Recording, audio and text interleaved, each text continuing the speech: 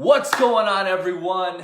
We are here in week 2 of D-Will Fitness Live. I appreciate you all tuning in. If you're watching this live or if you watch the replay, I got a lot of great feedback from last week's week 1, and I even got a better episode, I feel, this week. So this weekly topic today, we're going to talk about alcohol and living a healthy and fit lifestyle and how they're going to mix, okay? So today, first off, is my birthday. You don't need to wish me a happy birthday, but I think this is a great topic because after this video, I'm gonna go celebrate and I'm gonna kind of give you some tips on what I do. So first off, I don't feel like crap tomorrow, and I gotta make sure still gonna get an amazing workout tomorrow, and how I don't want today to affect tomorrow. All right, so how do they mix? First off, if you don't drink, awesome. But a lot of people like for social occasions to, go out with friends and on the weekends and have a few drinks, and how does this all play together when you're trying to get in shape or just living a healthy lifestyle all together? So I'm going to break it down to a few different areas. So number one, your workouts. How is it going to affect your workout? Now, alcohol is going to dehydrate you first of all. So you're gonna wanna drink even more water that day. It might sound simple, but a kind of good rule of thumb and ratio is drink 1 glass of water per drink you have, okay? So another cool thing I do when I get home after having some drinks before I go to bed is I'm gonna chug a bunch of water. I've realized that I'm gonna wake up feeling way better the next day, and it's not gonna affect my workouts as much, because when you're dehydrated with your workouts, you're gonna be fatigued. It's going to you might even have more possibility of cramping at the gym. You notice your strength isn't the same. When I tell my clients a lot of that, they usually go, "Oh, I'm just not gonna have a drink." And when they actually do try it, they're like, "You're right, I just did not have that energy when I was supposed to be crushing it in the gym the next day." So that's something to think about as well. A lot of supplements don't mix necessarily with alcohol, whether you're having high stimulants like pre-workout or some other supplements. You might notice that it's gonna upset your stomach. So if you are working out before you go drink, a lot of times when I plan on having some drinks, I just don't work out that day. So I don't mix my supplements in my system with the alcohol, and sometimes you get a little bit nauseous from that. So that's something else to think about. Next thing I want to break down is how it's going to affect gaining muscle. So, if your goal is to gain muscle, you're going to notice that if you're drinking a lot, it's going to prohibit that. So what alcohol does is actually affects your protein synthesis. So your protein won't get as much to the muscles and start that recovery process when you're drinking alcohol. So, you're gonna notice if you're drinking a lot, it's gonna affect those gains, so to say. Next thing, let's talk about hormones, so males and females. So guys, if you're drinking a lot, this is for the guys out there, it is going to affect your testosterone levels. And if it affects your testosterone levels and it lowers your testosterone levels, you're gonna have side effects, all right? So we're talking about libido, sex drive, we're talking about your mood, we're talking about, obviously, your energy levels. That's all with having lower testosterone, all right? And it's also going to increase your conversion of testosterone to estrogen, all right? A lot of guys, this might sound unfamiliar, but we do have estrogen in our body like females, and this will actually convert your testosterone to estrogen at a more rapid pace. Now, speaking of estrogen, females out there, it is going to increase your estrogen levels for you as well. And I think you all know the side effects of that as well. So that's something definitely to think about, how it affects your hormones. Now, lastly, this is one we don't think about. When we're drinking, our food choices when we drink, that just kind of go out the window. How many times have you guys left the bar and the only thing that's open is Taco Bell, Burger King, McDonald's, and you're like, whatever, I don't care, I'm gonna eat this crap. So having a plan of attack once you get home, having something healthy, guys. I've been saying this for years. Why is there nothing healthy open late? At least in unless you live in like a city or something, there's probably nowhere you're gonna get some healthy food at midnight to 2 a.m. It just doesn't really exist. So you're gonna have to prep ahead of time, okay? So when you're before you leave for that drink session or whatever you're doing, have some food ready for when you get home that you can eat, because I guarantee you're gonna be hungry. All right. So that's kind of one of those things that just kind of we don't think about because it kind of just goes out the window once we're drinking. So that's this weekly topic when it comes to, kind of the baseline of alcohol. But I want to talk about what are the best alcohols to drink if you are going to drink. Now, these are kind of all the best of the worst, all right? So you got to think about that. But the harder liquors, of course, are going to be lower on calories. So we're talking about your whiskey, your rums, your gin, your vodka, of course, your clear spirits.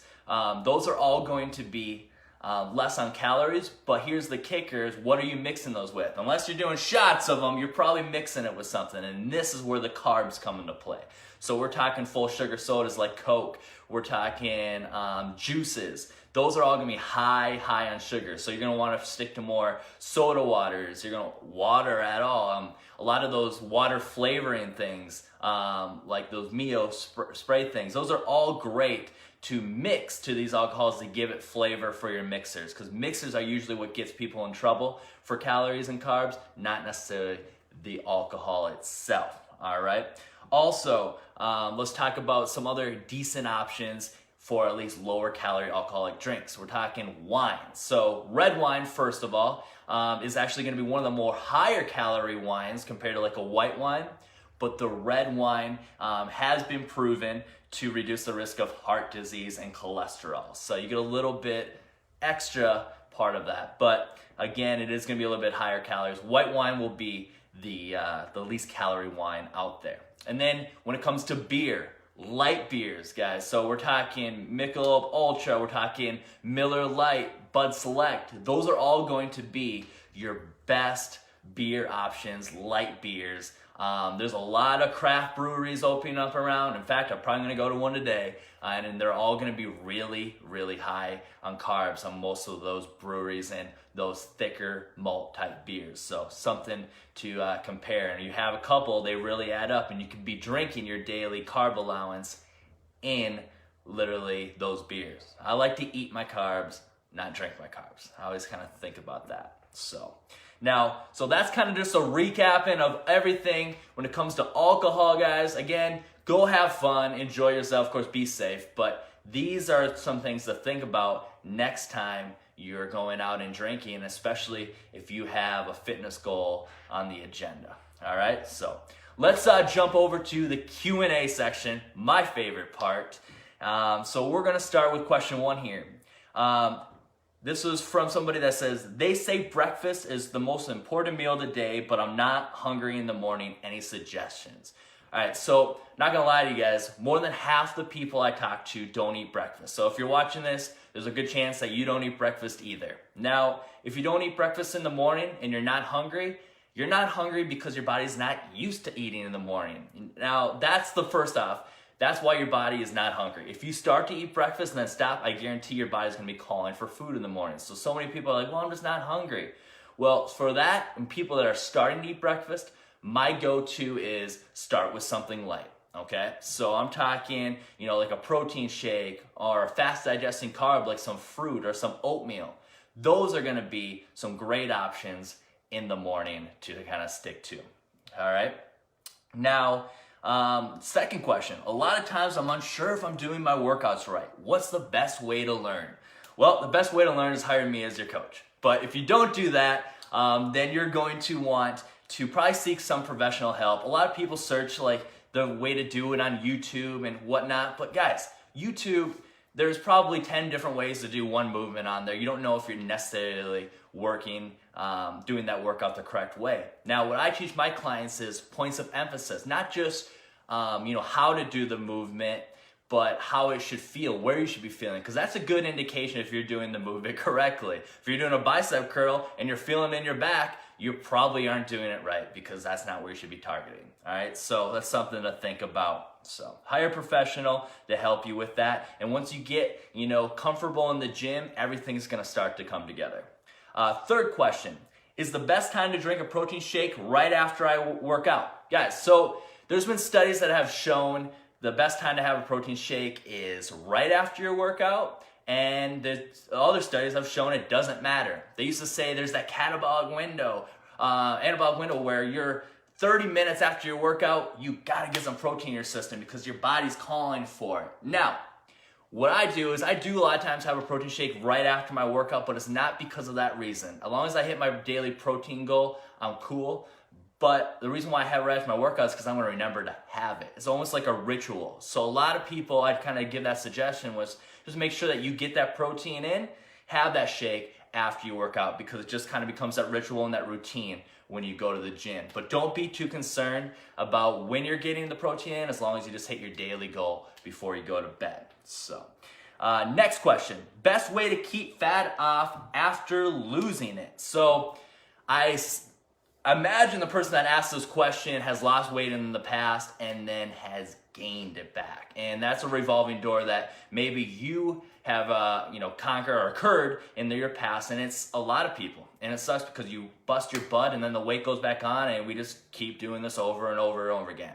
All right, I'm the cycle killer. That's what I say to my clients. I want to end this once and for all and show you how to lose that body fat and keep it off. No one shows you that because these trainers out there, guys, I'm gonna be real with you right now, they want you coming back until you're dead, all right? That's the case, all right? So I'm gonna show you how to maintain your weight once you get to your ideal goal, all right? So how are we gonna do that? First off, a lot of people that lose a lot of weight do it one way, and you might be this, doing cardio only, like we call them like treadmill bunnies, right? All they do is cardio, they drop that weight based on just doing cardio. Well, that's great, but you probably didn't gain any muscle in that process. Guys, the world's best fat burner is muscle. The more muscle you have on your body, it's easier to keep body fat off, okay? So now, it increases your metabolism is basically what it boils down to. And if you have a higher metabolism, which unfortunately as we get older, everyone continues to slow down,